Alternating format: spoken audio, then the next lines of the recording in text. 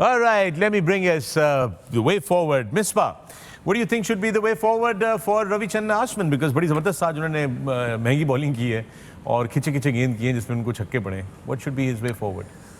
I think सबसे जो गलती उनसे बड़ी हुई है वो यही कि सामने की बाउंड्रीज छोटी हैं और जैसे ही मिलर ने रूम दिया अपने आप तो वो बहुत ज़्यादा फुल बॉल किया उन्होंने. बड़ी साइड पे अगर वो कोशिश करते कि उधर को मारें, जैसे मार्करम को पहले उन्होंने शॉर्ट ऑफ लेंथ गेंद किया तो कैच भी निकला. I think that was from such an experience bowler. इस किस्म की गलती उस टाइम पे जब आपको नज़र आ रहा है कि अब तो इनके पास चांस यही को अटैक करेंगे, दैट ओवर बेसिकली, बल्कि वहाँ तक तो खैर गेम ऑलमोस्ट ख़त्म थी, बट स्टिल आई थिंक वो ओवर अगर अच्छा हो जाता तो कोई चांस था. वे फॉरवर्ड आई थिंक हर रोज़ तो अब यहाँ पे मैच नहीं है, ऑब्वियसली कंडीशंस डिफरेंट है. जैसे ही अब यहाँ से पर्थ से निकलेगा इंडिया तो ही एन एक्सपीरियंस बॉलर और मुझे लगता है कि बेहतर बॉलिंग करेंगे डिफरेंट वेन्यूज़ पे. मैंने इससे पूछना ये था कि are we done with Perth और we still got more games in Perth? I think Pakistan is done with Perth, I think. I don't know about the rest of the schedule. I think मैं मिसबा से ये पूछना चाह रहा था, अभी watching the game together, जब वो आया अश्विन करने 18th ओवर करने आया, सो वी ऑल सेड कि ये होना चाहिए कि नहीं होना चाहिए.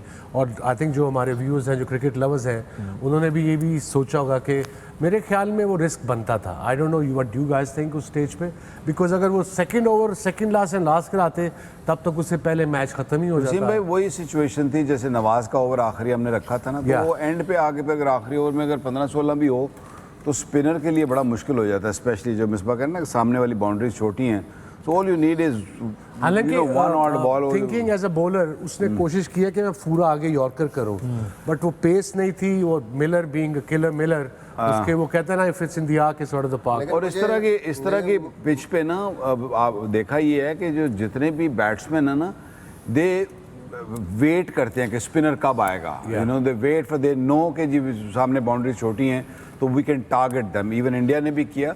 और you know it is very very difficult to bowl on this sort of surface as a spinner, or especially to survive to someone like Miller who was very well set. वकार भाई अदर वे राउंड भी जा सकते थे क्योंकि Miller को out करना ज़रूरी था वहाँ पे. अगर फास्ट बॉलर्स के 2 ओवर चांस है ना, आप उस पर भी चांस ले रहे हैं. एक बैट्समैन सेट है, उसका ज़्यादा चांस है कि वो ऐसी पिच पे आपको स्कोर कर सकता है. अगर फास्ट बॉलर ओवर करते हो सकता है वो आउट होते, तो फिर अश्विन के ओवर में भी 10 या 12 रन होते तो बड़े मुश्किल हो जाते क्योंकि पीछे बॉलर्स थे.